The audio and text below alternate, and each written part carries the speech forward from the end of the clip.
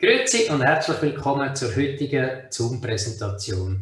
Ich bin der Robi Frommenwiller, Inhaber von WeDive Travel und freue mich, mit euch die heutige Präsentation zu erleben. Heute in der Online-Zoom-Präsentation haben wir Mexiko und Guadalupe gewählt. Der Mike Clever, der uns die spannenden Destinationen wird vorstellen. Der Mike ist Inhaber von den 3 Nautilus-Schiffen, die in den Gewässern von Socorro und Guadalupe fahren. Schön, sind wir heute so zahlreich dabei. Der Mike berichtet heute direkt aus Mexiko, wo er sein Geschäft führt. Er wird über die Tauchregionen und Tauchgründe berichten. Natürlich wird er auch über die Vorschriften kurz erzählen, was rund um Covid alles gelaufen ist. Der Mike wird die Präsentation auf Englisch halten und seine PowerPoint direkt aus Mexiko kommentieren. Auch die Videos spielt er direkt aus Mexiko ab. Wir hoffen, dass mit der Technik und der Übermittlung alles reibungslos funktioniert. Am Ende der Präsentation wird der Mike noch Fragen beantworten. Wenn euch während der Präsentation Fragen in den Sinn kommen, dann könnt ihr die im Zoom-Chat hineinschreiben. Der Chat ist unten am Bildschirm zu finden. Bitte darauf achten, dass ihr dort beim Chat als sichtbar für alle anwählt. Unsere Evi wird dann eure Fragen am Schluss der Präsentation vorlesen. Während der Präsentation bitten wir euch alle, dass ihr euch selber auf Stumm schaltet, wie auch die Kamerafunktion deaktiviert habt, damit es keine Unterbrüche von der Präsentation gibt. So, jetzt wünsche ich euch viel Spaß bei der Präsentation. Guadalupe und gebe das Wort weiter an Mike. Mike, I just made my short introduction. I'm very, very happy to give you the word. Take it over, please, and all the crowd, please have fun. Terrific. Thank you very much. Good evening. I understand the weather in Zurich is almost as good as it is here in Mexico. I'm in Mazatlan right now. Thank you very much for joining us. Thank you very much for the opportunity. I've known Robert a long time, and thank you to all the people who've come out to see us over the years. We operate in Baja California, and we've expanded over time with a lot of different destinations in Baja. And I'm going to talk about some of my most favorite places to dive this evening. And I do want to say that 1 year ago, Mexico was a very difficult place. Ensenada, Mexico, where we leave on our white shark trips, infections were terrible. It was very bad, but Mexico is open. Northern Baja is green. The rate of infections are very low. Most people have had double injections, and we are ready for people to fly in through Mexico City and connect to us through Tijuana, La Paz, Cabo San Lucas. Next slide, please. The first destination that I'd like to talk about is Guadalupe Island. Guadalupe is this remote desert island off in the middle of the Pacific. It's a one-day sail from Ensenada. And there's many, many unique things about Guadalupe, from the birds, the albatross nests, all sorts of very interesting things. It's a great place to dive, but over the last 20 years, it has become resident to a large number of great white sharks. How many sharks? We've identified over 360 different animals around our cages. These are white sharks. They're big. A little shark, 12 to 14, a big mama, 18 feet long. We typically see 1, 2, 3 sharks on a dive. The most we've ever seen at one time was 13 big, huge sharks circling around the cage. So people say to me, I'm a diver, I don't want to go in a cage. That's not real diving. This isn't about the cages. This is about the animals. This is not mindless predators attacking the cage. That's what Hollywood would have us believe. The sharks are beautiful. Really beautiful. They have personality. They evoke a lot of emotion when you dive with them. They're just really big, beautiful fish. Could we start the video, please?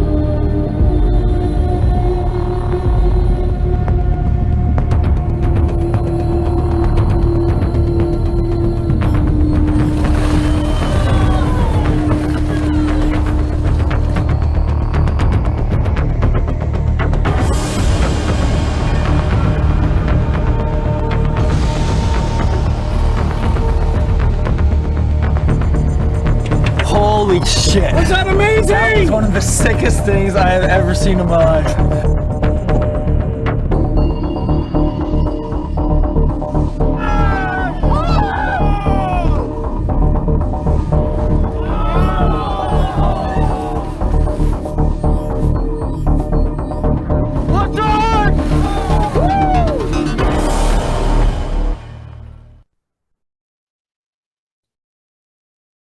Oh, I want to go right now.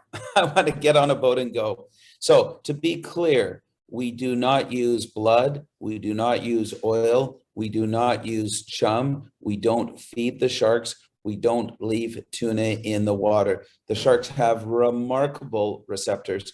They can detect a millionth of a volt. They know that we're there. The park requires that we use the tuna that you saw on the throw lines. And that's all that we do. And we do our very best that the sharks never get the tuna. We might go through 20, 30 kilos a day. Next slide, please.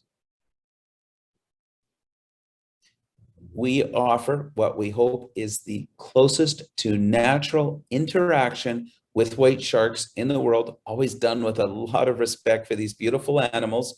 And I like to say this is the best white shark diving on the planet. Why? Because of the color of the water. You can see this is not green. This is beautiful cobalt blue.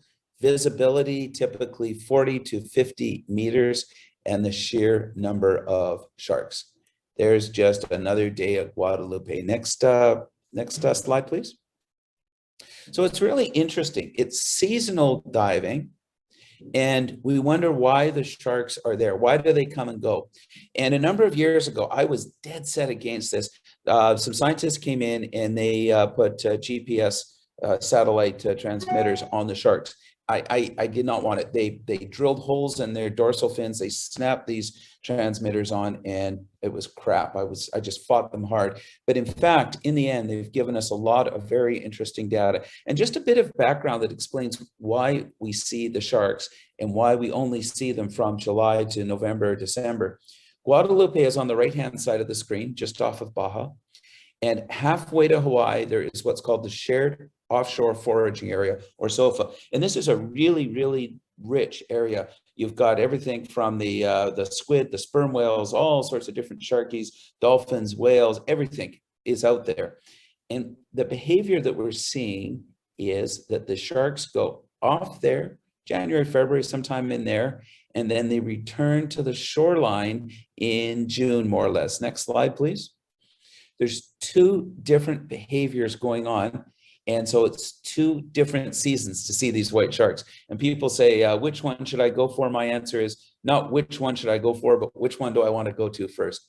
So the male sharks congregate at Guadalupe in June, and July and August, it's mostly males, and they're jockeying for dominance with parallel swimming and splashing their tail fins at each other and all that kind of stuff. And they're clearly getting ready for the arrival of the females, which is sometime in August. And they are there through the breeding season. Thank you for that next slide. This slide is the females, and it's a very different pattern. You can see that they go closer inshore. They go up into the Sea of Cortez. The females, the gestation period is 18 months. So the females go to Guadalupe. The sexually or the reproductively successful ones get pregnant. They go to SOFA. Then they go into the Sea of Cortez, which you can see in that slide. They go into these nearshore areas, they pup, and then every 2 years they show up at Guadalupe where the boys are waiting for them. Okay, next slide, please. This is how we dive. Each boat's a little bit different. We have 3 boats out at Guadalupe. We offer virtually unlimited diving in the surface cages. Those are the light blue cages labeled A. And for certified divers, we offer a minimum of 3 submersible dives a day, which is a really cool experience. Submersible diving is with a dive master. And then we've got the wrangling platforms that you can see. Next slide, please. That is the Bellamy. Just look at the visibility of the water, the blue. I just look at that when I get in the water right away. And you can see there's a mix of submersible and surface cages. We have lots of cages on every boat so that everybody can go diving whenever they want. Guadalupe, a lot of people, including myself, and I'll tell you just a very quick story. When I first heard about Guadalupe, people were saying, Mike, you got to take the Nautilus there. I said, nah, I don't want to do cage diving. That's not my thing. I don't want to sit in a cage all day and wait to see just one shark. And I was finally persuaded to do it. Excuse me. And the diving was incredible. The sharks were it was so emotional seeing them. It was so powerful. And we now do 80 trips a year there when we started with 2. Guadalupe is the perfect pair, the combo to go with the Sea of Cortez. Peak season, Sea of Cortez, La Paz diving, Cabo Pulmo diving is October, November. And my suggestion is you fly in, come out with us, do some Sea of Cortez diving, and then it's a quick hour or 45-minute up to Tijuana and finish with the best white shark diving on the planet. Okay, let's move on to Socorro. Socorro, actually, I shouldn't be calling it Socorro. It's an archipelago of 4 islands, a one-day sail out from Cabo San Lucas, known as the Revillagigedos. You can imagine marketing Revillagigedos, it's a little bit difficult. So many years ago, we changed the name to Socorro, which is the largest of the 4 islands.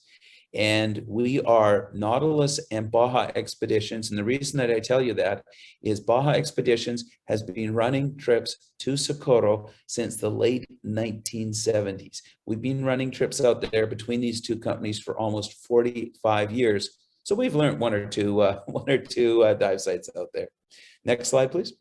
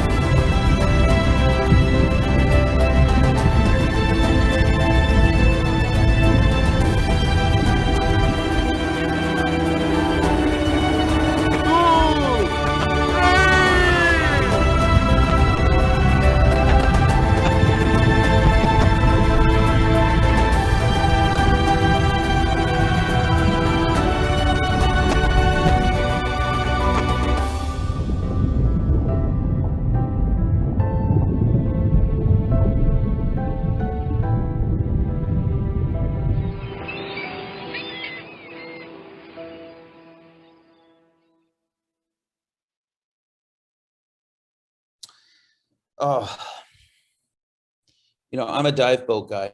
I've been diving a long time.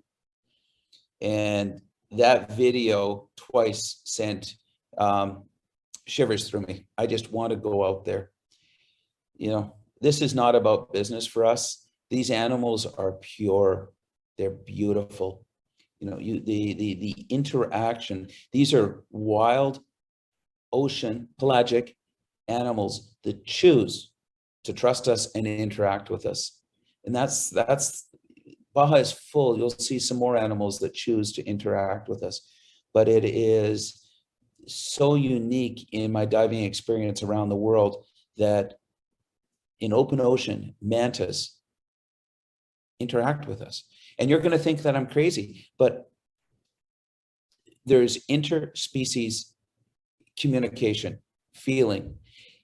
And really, it's no different for those who have a dog. When your dog looks at you, are you communicating? Of course you are. Does your dog feel what you're feeling? Yes. And it's the same at Socorro. For 40 some odd years, these mantas have trusted us and they communicate with us, and people come out of the water crying. Is it a place to see lots of sharks? Yeah. I used to say there's 10 species of sharks. There's a new paper, 18 species of sharks there. And the sharks are great, and the huge schools of jacks are great, and everything is great. But the interaction when the mantas look at you and you look back at them, it's all in the eyes. And some people they don't like. It's like dogs don't like some people. But most people, the mantas, if you're open and calm and still and cool, you have these extraordinary interactions. Next slide, please. What we're looking here is done in the Bahamas, and it shows cognitive behavior on the part of the mantas. There's a mirror. This is actually a video. There we go. And the manta, I hate it's in captivity. I hate it. But this manta swims around. This is the Hungarian scientist who spent a lot of time studying this. It goes up to the mirror and it lifts its pectoral fin and it looks underneath its fin. It's looking at an area of its body that it can't see otherwise. See, it's in front of the mirror and it's checking itself out. It's such a small space. I hate it. But it's mantas have the largest brain to body mass ratio of any fish in the sea. And I think they're capable of high intelligence and emotional interaction with us. What also happens at Socorro, if you can, next slide, please. Probably about 15 years ago now, we were surprised one day by dolphins. And it was at a dive site called Cobble Pierce, and there was an ascent line. There was diver, dolphin, diver. The divers had their hands on the ascent line, and the dolphin had her rostrum on the ascent line. And divers would blow bubbles to the surface. She'd blow bubbles to the surface. It was unreal. I was there. And then she, she went up to the surface, got a breath of air, came back down, and retook her position on the line. And we thought that was extraordinary. We would never see that again. But over the next number of months, that pod of dolphins became very, very friendly with us. And to this date, they have remained friendly. These are 8 to 9 foot pelagic bottlenose dolphins who come in and they want love. And that's what we say about Socorro, is that the animals want love. Season for Socorro is November. I wish we could go in October. November to the beginning of July. There's different seasons. The temperature is 27, 28 degrees in November, December. In January, those guys up in California send us cold water. Temperature drops to maybe as low as 22. But when the temperature drops, that's when those humpback whales move in. That's a breeding and mating population. And then the water starts warming up again. And the whales mostly have gone by the end of April. May and June, everything changes. High biomass of the year. We call it bait ball season. It's when you see the most animals. Next slide, please.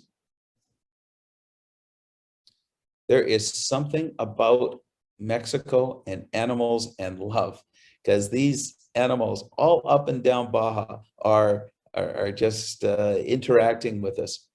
And a Socorro trip is typically 8 nights. And people, I know coming from Europe is a long way and many time zones, and it can be tiring, and people want to do a longer trip.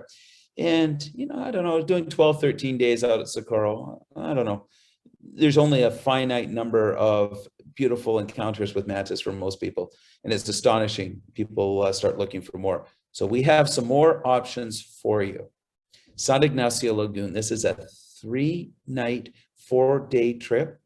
Fly in by chartered airplane out of Cabo. So you can come into Cabo San Lucas from Mexico City. You don't have to go through the United States.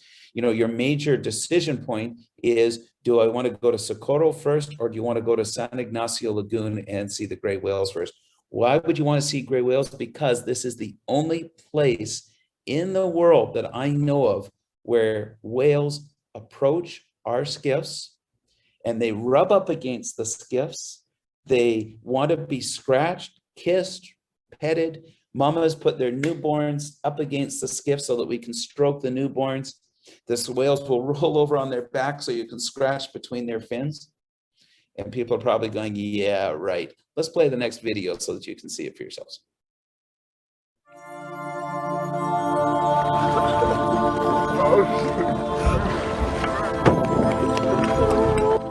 I think that we have found a healthy way to get along with whales through ecotourism and educational tourism.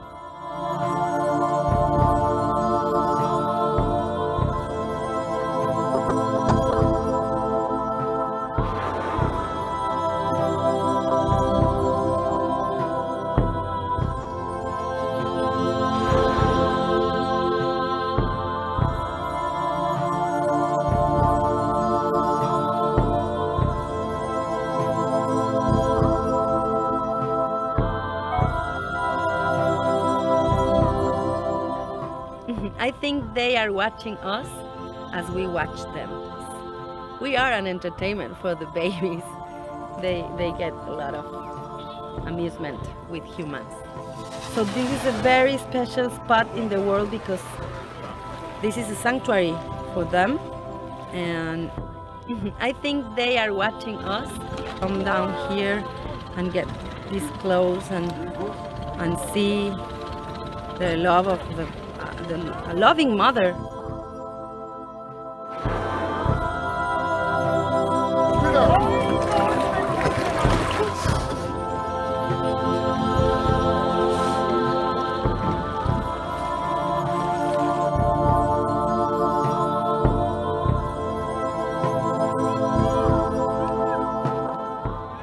I know that gray whales are the most friendly whales in the world.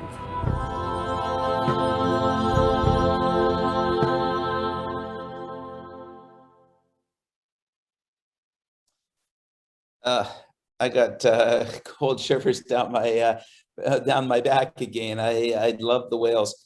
This is not a staged picture. This is a whale who wanted to be hugged. And what you can't see in this picture is that there's another whale. Everyone was watching this. There was another whale at the back of the boat on the other side who had his head resting against the side of the boat like this, but nobody was looking at him. Everyone was concentrating on this. And it was like, huh, what about me? Next slide, please.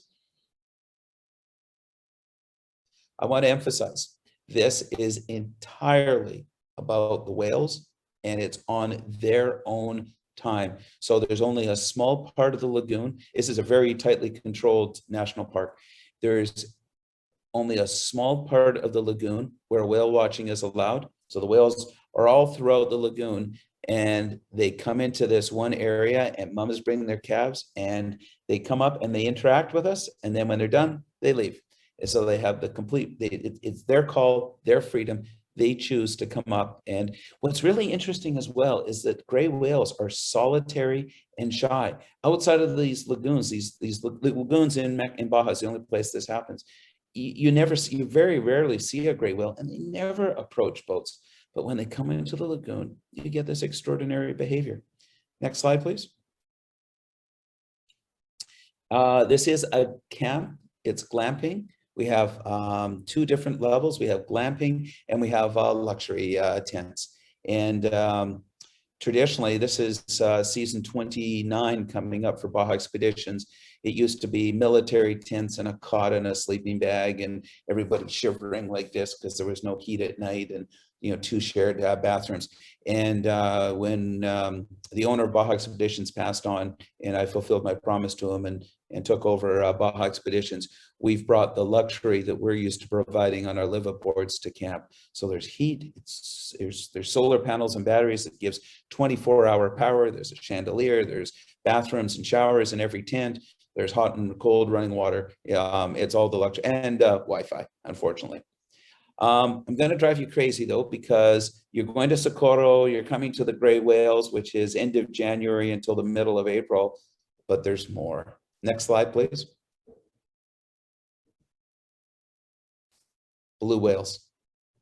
So we fly into the gray whale camp. And then if people want, it's a 5.5-hour drive to spend a couple of days in a place called Loreto, or actually south of Loreto, which is the blue whales come in from open ocean, and they're there from January to March, January to April, and they're there breeding and mating, and they run all the way between Loreto, most of the way down to La Paz. And we offer day trips, we offer kayaking and camping, we offer the budget boat with the dormitories. We have a 45-foot sailboat for small groups of 6 with fine dining and chef and captain and all that stuff. Or we have our luxury boat, the Gallant Lady. So we have all sorts of options. Next slide, and I'm going to make your life even harder to make your decision on what you want to combine with your next Socorro trip. This is something new. This is just been developing over the last couple of years. And we've just completed our first, or we're just about to complete our first season. This is airplane supported mobulas and orcas. So mobula rays are, it's a different species than mantas, but they look similar. They're about 1.5 meters, maybe sometimes 2 meters across. And from April onwards, they school. They come into the Sea of Cortez and they aggregate tens of thousands of them at night. They aggregate at night where it's safe, they school. And then at sunrise, they break into smaller groups of maybe 100 or maybe 1,000.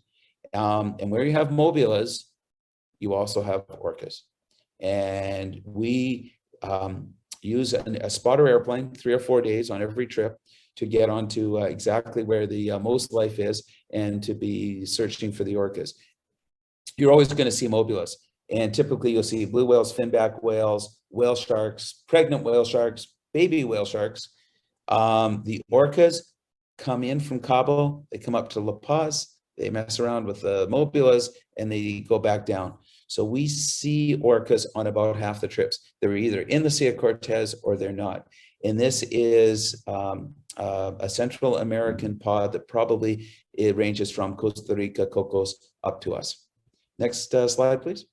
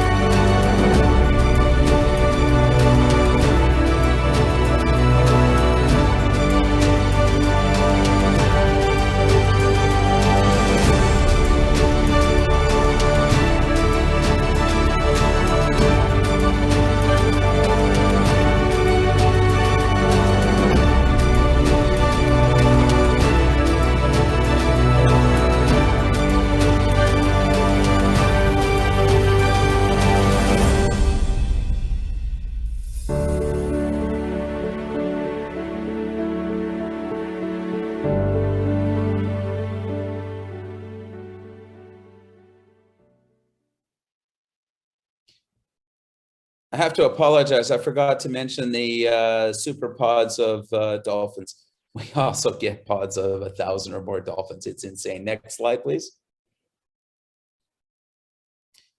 And one more new destination. We started last year.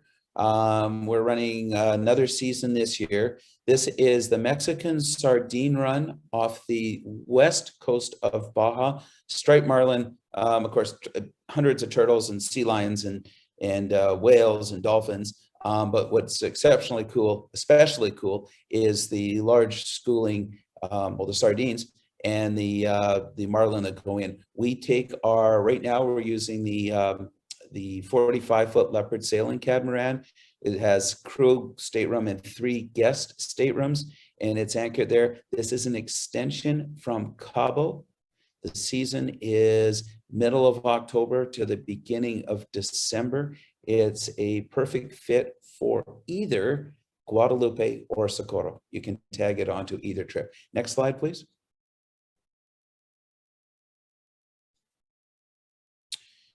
What are we about? Why Nautilus? Why would you trust us? 3 reasons. Next slide, please. That's, guest experience, excellence, and guest experience, which we don't compromise on. Safety, and that's what I wanted to start with, is everybody, a lot of people talk safety, we live safety. And, there's been some accidents over the fires over the last couple of years. My background, I'm a commercial pilot by trade who started doing this and never went back to flying because I love the diving too much. But safety means we have the same safety certificates, processes, external audits as the largest cruise ships. It's the same auditors that come in from what's called Classification Society, go through our ships top to bottom. We have a lot of very unique features that I could talk for half an hour about. But for example, we have primary fire detection systems. We have backup detection systems. Of course, we have a mate on duty all night long. The ships are sprinklered. We even have emergency escape devices. These are hoods with tanks that you can put on, and God forbid, in the case of an emergency, there's one on board for every person and all of the crew. Next slide, please. If this is one of our chefs, he wanted me to put this slide in. If you don't like his food, he's coming after you. No, special dietary and so on is no problem at all. Our job is to look after you. Robbie and his crew do an incredible job of being organized, and just let us know ahead of time. Everything is no problem. Next slide, please. Just going to run through some of the boats, and then I'm open for questions. This is the Nautilus Explorer, 132 feet, which is, what, about 42 meters? That's my baby. I built that boat in 2000. Next slide, please. Bellamy, she's our big girl. She is 47 meters. We built her in 2015. Next slide, please. This boat is older, built in 1968, takes 19 divers. She is, what, 30, just converting in my head, 34 meters. For those who've been to Cocos with the Undersea Hunter fleet, yes, this is the Undersea Hunter. We bought her from our friends at the Undersea Hunter group. We lengthened her. We put on a new superstructure, put in new engines, basically rebuilt the boat to what we wanted. And she's an older boat, classic, which means lots of wood and not all the equipment that the brand new boats have. But she's very well loved, both because of her history and because she takes 19 guests. Next boat, please. This is our expedition yacht, Gallant Lady. She is, let's see, what meters, 36 meters, I think, and only 12 guests. And she's a luxury boat. Costs a little bit more. It's a small number of people, very large staterooms, and a high level of luxury. Next slide, please. This is the sailing catamaran that I mentioned. This is how she looks at Baja Expeditions last year. She's in the shipyard. I was just inspecting her yesterday. She's getting a black hull. She's going to be just like new. And last slide is a boat that we bought out of California. It's the old Body Glove boat. This is the more budget boat. It's a dorm bunks. It's based in La Paz. It is a perfect day boat. There's nothing like it. If you're interested in Sea of Cortez diving, forget about, we have 7 pangas there. We can take you out in pangas for a couple of dives and lunch and all of that kind of stuff, just like everyone else does. But this boat is resurrecting the old Baja Expeditions idea of having a really good day on the water. So we meet at 7 o'clock, have a fresh hot breakfast on board, do a couple of dives, fresh break, lunch, another dive, and then ceviche and cold beer on the way in. And on that note of ceviche and cold beer, thank you very much. Turning it back over to Robbie. Oh, Mike, oh my God. What a presentation. I'm overwhelmed. Professional presented, of course, and so diverse. I mean, the whole area is incredible. I thought I knew almost everything, but no, I learned a lot today. Thank you. I must admit, I learned really a lot. And yeah, now I would say, if there are any questions or comments, please bring them in before we open that, and I give the word to Eve. I just can tell you, Mike, that you know Alessa from our office. She just commented in our chat, extremely nice, fantastic. You know, we have a big fan of her. I bring you her regards to you. Okay. Thank you. I hope by this time next year it'll be possible to visit your office again in Zurich. That would be fabulous. Thank you, Mike. Yeah, always open, always open. So, Eve, what questions do come in? I just want to say before we open that, Mike told me precisely at 9 he has to leave. He has to catch a flight. So we can't extend our presentation. Eve, please. So, Mike, you really stepped on the grass, as we know you have to take your flight soon. So I have questions in regard to transportation. So how long is the trip from Cabo de la Paz, and will the sea lions be there the whole year? So a couple things. It's about 2 hours, 15 minutes from our dive center in Cabo to our hacienda in La Paz. And on our trips, we include the transportation. We have our own vehicles, and we use a provider for that. So it's quite close. The sea lions, the very famous sea lion rookery is Los Islotes by Espiritu Santo. And yes, the sea lions are there, but the park now closes protects the rookery from sometime in June, usually until the end of August or September. So when there's breeding and mating going on, the sea lions are protected and not being harassed by the divers. There are, the problem is, to be candid, is that has become very popular with the day trips out of Cabo San Lucas, and we've seen a lot of cases of people harassing these sea lions. In other spots on the Sea of Cortez, there are better places to go for sea lions where there's nobody around. Thank you very much. So there are not a lot of questions. Most of comments are great compliments to you and your crew about the professional presentation. But there is one more. What could you recommend for October instead of Guadalupe?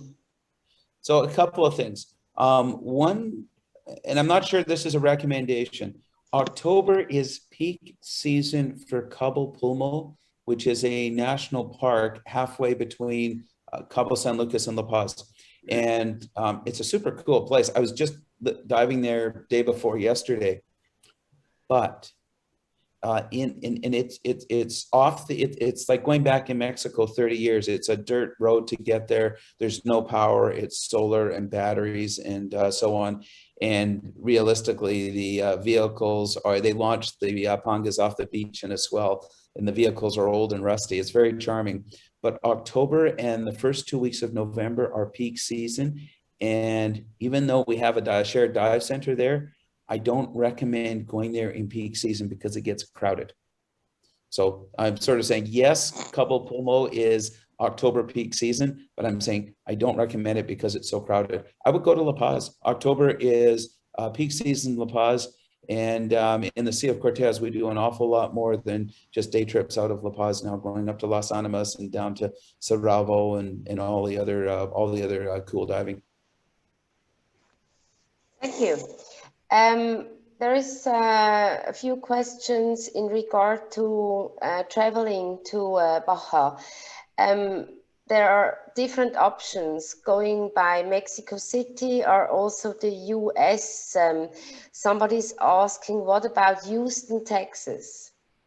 Yeah, there's excellent connections from Houston. There's direct non-stops to Cabo, I think, from 22 different cities.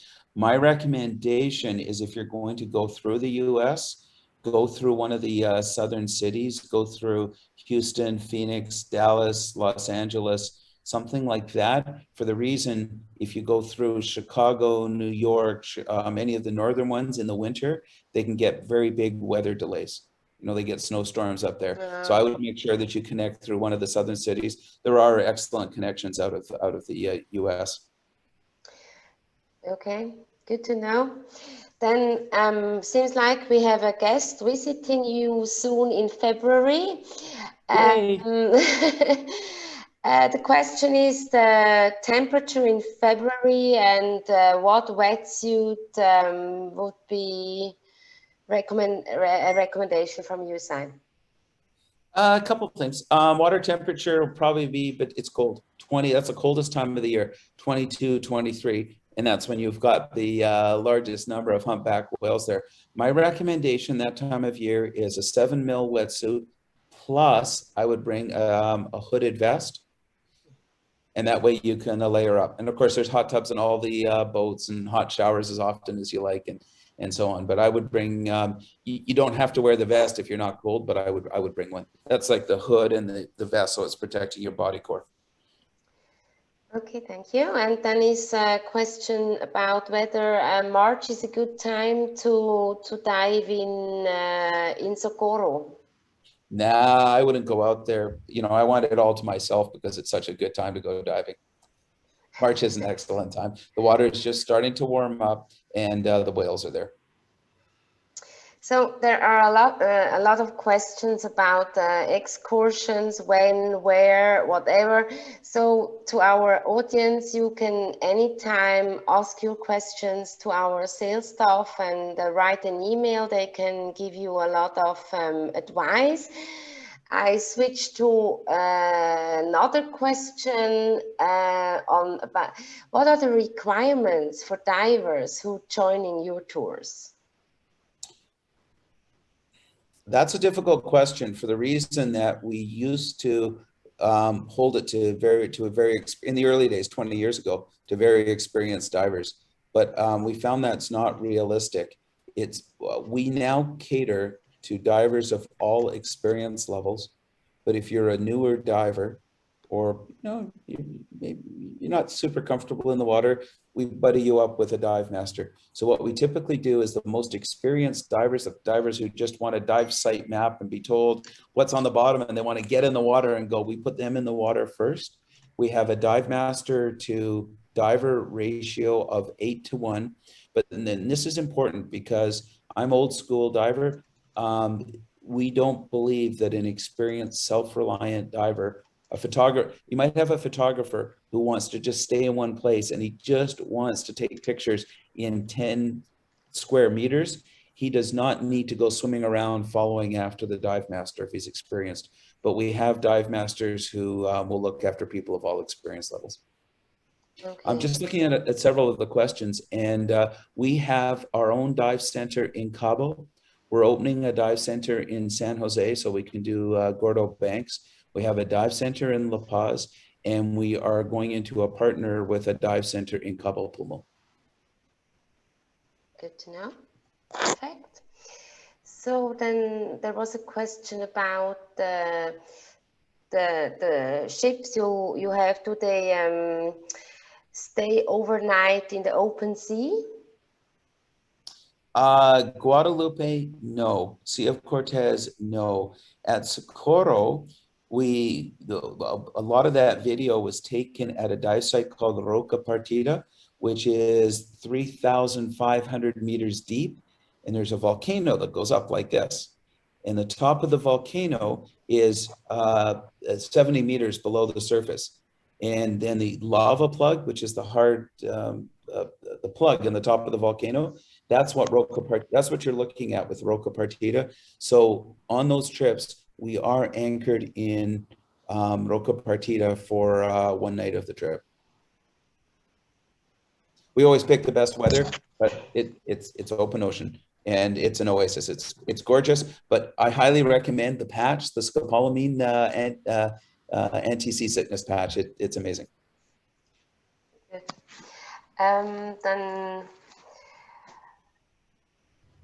language is always, it's not a problem, but it's just people are wondering whether it's easy to follow if you're not so fluent in English. Yes, we speak English and Spanish, of course, on all trips. And we have quite a few, almost 30 dive masters, including a couple from Switzerland. And if we know we have a group coming from Switzerland, for example, we'll try and have someone who's, if we know, we just need to understand whether we need German, French, or Italian. But we do have multilingual dive masters. We try and arrange, we just need the heads up ahead of time to arrange that. Thank you. It's not 100%, but it's like 95% doable. Okay. And then usually my famous question at the end of the FAQ, Mike, what is your best ever experience you made in Baja? I'm gonna say I've got two different experiences.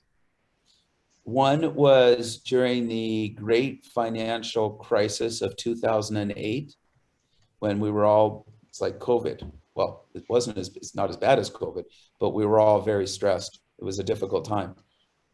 And I remember diving out at Roca Partida, and a manta came by, and she looked at me, and I looked at her, and she just sort of slowed and stopped and was right beside me. And she was clearly, it was like a dog walking beside you and choosing to walk beside you.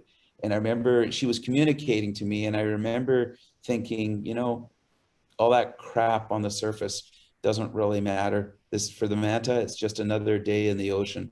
My other most amazing experience was again with a manta, and that was at lunchtime. We had a manta right off the back of the boat. It kept on swimming to the back of the boat. So a couple of us just grabbed our gear, just to snorkel with her and free dive.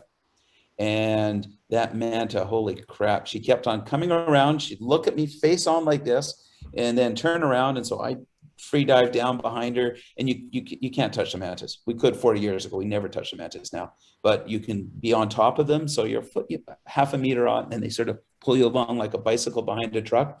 And I'd go down and go back to the surface, and she would come back and go look at me right like this.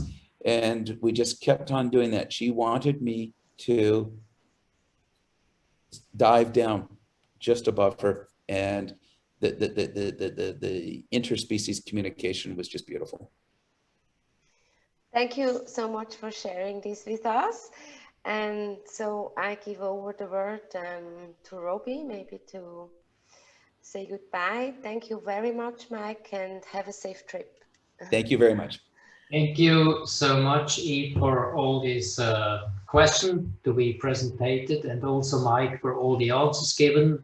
Very, very interesting.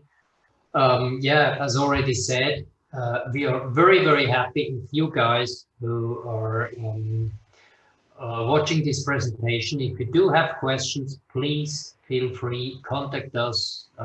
We have been diving in Socorro as well. We know the area pretty well as well. Not as good as Mike though, but we can help. And should we not help, should we not know the answer, then we always have very and excellent partners overseas. As you've learned now, Mike and his team, they're great. They are really very, very helpful and answer all our questions when we post them.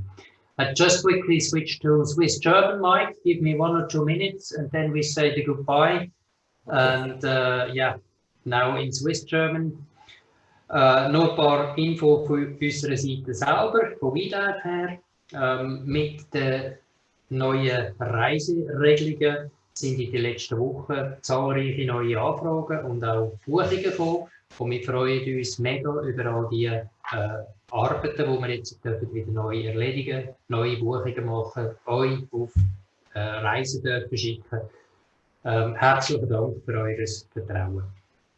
Alle Neuerungen zu den Reisevorschriften werden auf unserer Webseite permanent angepasst.